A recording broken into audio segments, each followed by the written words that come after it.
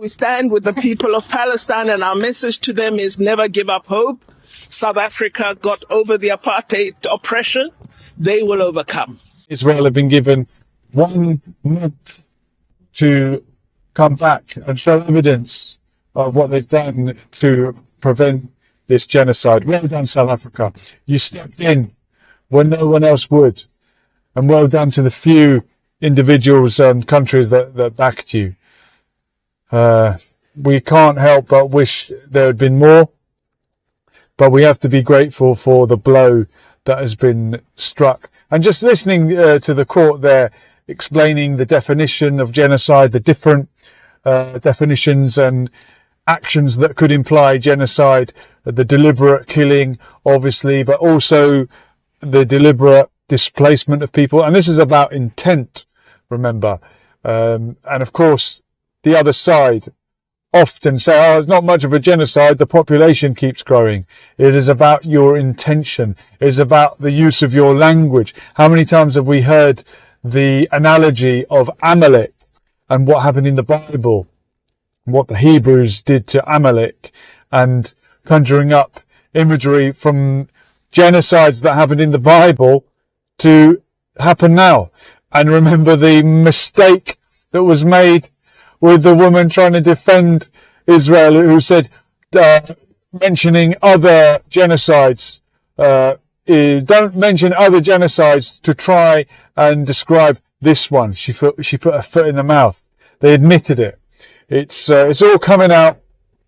There's been a lot of Freudian slips. The language is clear.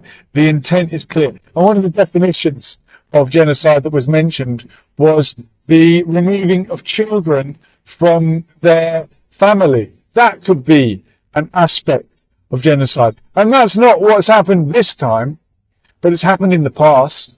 It's happened in the past in that country. It happened with Yemeni Jewish citizens, had their children removed from them to be brought up by European Jewish families. So that's within Israeli society. There has been this genocidal tendency. That was decades ago. But if you're removing Yemeni children from their families to bring them up amongst European Jewish families, what is that all about? That sounds like something out of Australia, where there was a genocide against the Aboriginal people, the original inhabitants of that land. They were kidnapped. They tried to breed them out. They actually married them off into white European families. So something like that could happen within the Israeli society itself to their own Yemeni Jewish citizens. And then another definition of genocide that was mentioned, the deliberate preventing of children being born, forced contraception. And we know that this happened in the Jewish Ethiopian community in Israel. The women were given against their will, without their consent, birth control injections.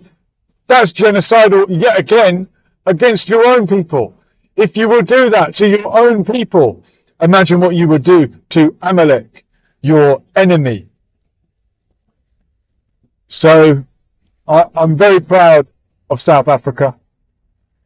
Of course, we hope for more. Of course, the struggle continues. But well done for bringing them to the court on charges of genocide. And we will see you in a month.